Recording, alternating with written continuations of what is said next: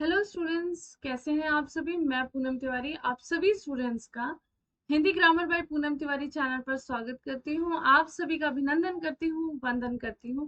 उम्मीद करती हूं कि आप सभी की पढ़ाई जबरदस्त तरीके से चल रही होगी और आप सभी अपने अपने एग्जाम के और अग्रसर हो रहे होंगे।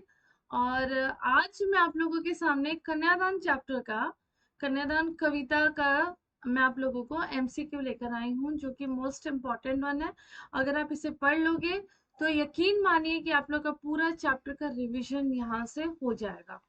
तो बिना किसी रुकावट के हम हमारी क्लास स्टार्ट करते हैं। तो कन्यादान विवाह के पहले विवाह के दौरान एक संस्कार होता है जो कि किया जाता है। तो कन्यादान करते समय किसका दुख बहुत ही वास्तविक था? तो यहाँ पर आपका उत्तर होता है माँ का।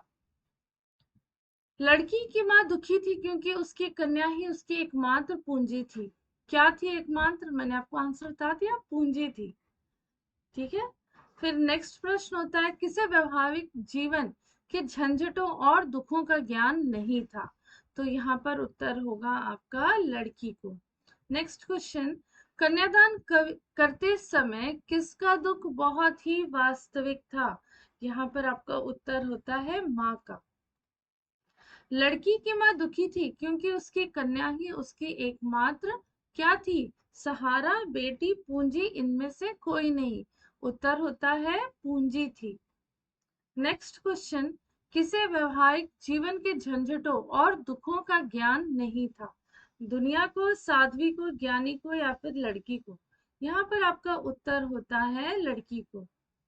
अगला प्रश्न है, कवि ने लड़की को किन सुखों में जीता हुआ दर्शाया है?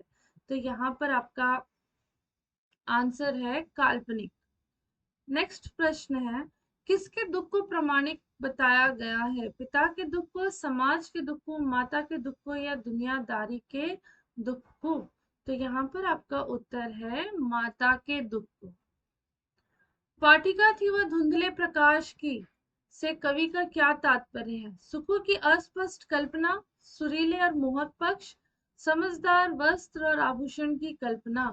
तो यहाँ पर आपका उत्तर है सुखों की अस्पष्ट कल्पना। अगला प्रश्न है, माँ को अपनी बेटी अंतिम पूंजी क्यों लग रही है? क्योंकि वो सुख दुख का सहारा थी, उसका सर्वस्व थी, उसकी पूंजी थी, या उपर्युक्त सभी? तो यहाँ पर आपका उत्तर होगा उपर्युक्त सभी। ओके। कविता में लड़की के सयाने न होने का क्या आशय है? तो यहाँ पर आपका आंसर होता है दुनियादारी को न समझना, जवान न होना, अनपढ़ होना, इनमें से कोई नहीं। तो यहाँ पर आपका आंसर रहेगा दुनियादारी को न समझना। लड़की की माँ को लड़की के किन दुखों की चिंता है? तो यहाँ पर आपका क्या आंसर होगा? संभावित दुखों की। ठीक है। तुक और लय कविता में किसका संचार करती है?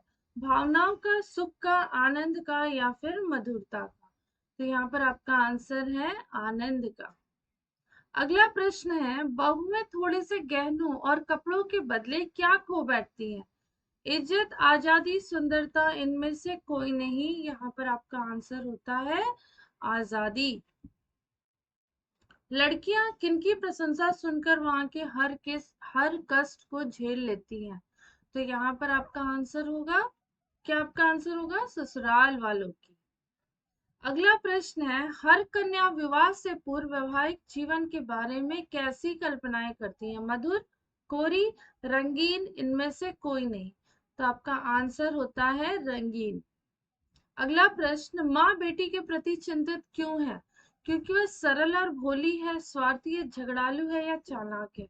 तो वो सरल और भोली है। माँ ने चेहरे पर क्यों रिझने के लिए मना किया है? क्योंकि वो बंधन का कारण है, लोक व्यवहार के लिए आवश्यक है, बाह्य सुंदरता अनिवार्य है, सज संवर कर रहना चाहिए। यहाँ पर आपका उत्तर होता है बंधन का कारण है। लड़की जैसी मत दिखाई देना का क्या आशय है? भोली दिखना, अपना शोषण नहीं करना, शक्तिशाली और सशक्त बनना, या फिर ऑप्शन बी एंड सी? तो यहाँ पर ये दोनों आंसर होता है, इसलिए आपका आंसर ऑप्शन नंबर डी है। फिर है आपका आंसर क्वेश्चन, आग और पानी किसका प्रतीक है? ये क्वेश्चन बहुत इंपॉर्टेंट है। तो आग किसका प्रतीक है? दुख का, और सौंदर्य का, गर्मी और बारिश का, या फिर केवल ए, या फिर ए एंड बी? तो यहाँ पर आपका उत्तर होता है ऑप्शन नंबर ए। क्या है ये? केवल ए। ऑप्शन नंबर सी सेलेक्ट करेंगे, उसमें क्या ऑप्शन दिया हुआ है? केवल ए।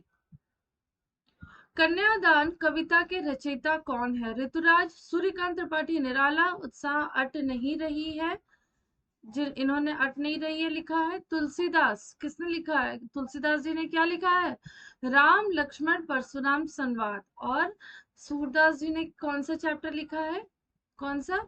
उधो। देखो आप लोग को ऐसे में याद करवाने के लिए मैं ये ट्रिक लेकर आई हूँ कि आप लोगों को ना सारे चैप्टर्स के नाम ऐसे याद रहने चाहिए, ताकि आप लोग कहीं से भी कंफ्यूज्ड ना हो। तो यहाँ पर आपका आंसर क्या होगा? ऋतुराज होगा। तो इसको आप लोग ध्यान में रखना कि देखो अभी ये तुलसीदास वाला और उधो सूरदास जी का जो पोयम है, जो उनकी जो काव्य रचना है, वो आपकी परीक्षा में नहीं आएगा, ठीक है?